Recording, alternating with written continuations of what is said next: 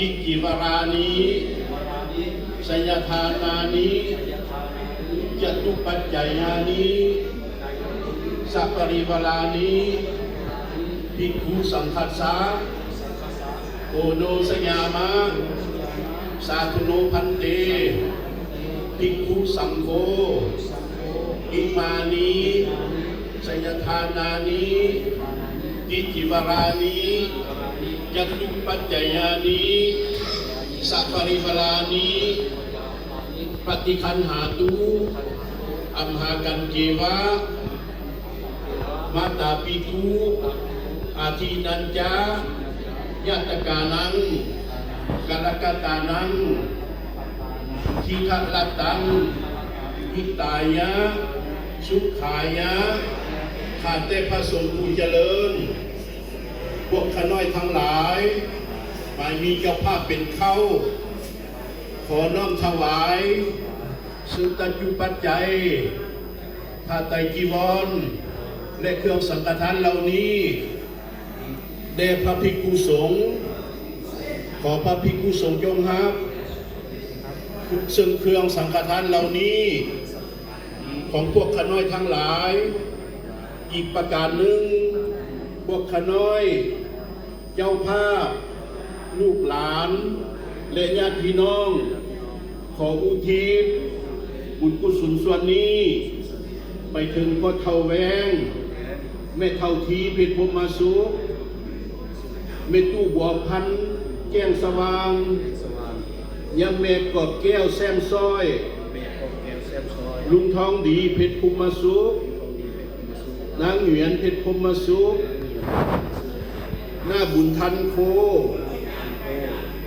เท่าจันเท่าไทยตลอดเจ้ากรรมนายเวรและญาติพี่น้องสามีภรรยาที่ล่วงลับดับขันไปแล้วนั้นขอเชิญดวงวิญญาณของเพิ่นจงหับหูแล้วมาโมทนาหับเอา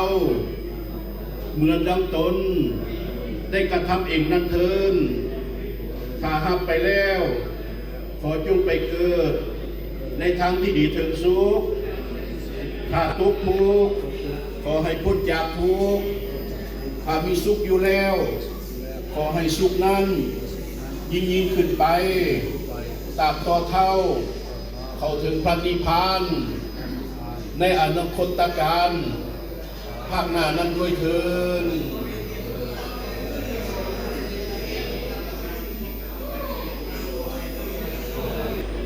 เป็นมีความสุขความเจริญพวกเราเส้นเดียวกันบอก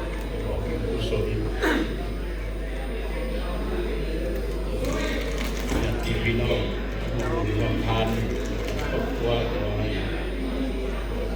ดีมีแห้งมีสุขมีใจจากสุขโศกภัยนานาประการในความไม่ปีใหม่ในมีความสุขความเจริญและกันเด้อ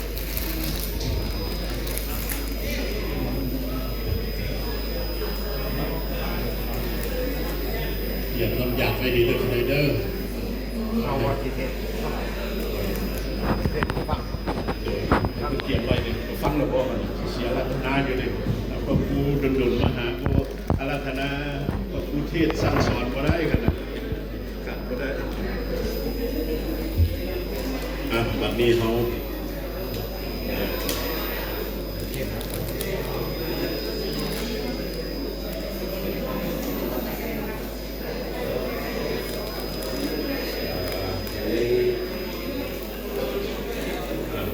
ใจเด้อเด้อ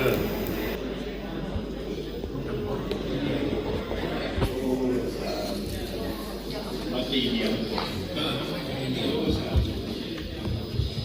ยันโตโพธิยาโมเลตาทยานังนันลิวัตโนภวังวิจโยโหอิกยาตุจยมังทะเลมะปะรายิกปันลังเกปัทวิโภคะเรนะพิเศเกสาภพุทธานังลาปะโตปะโมนะติตุนาคาตังตุมังมะลัง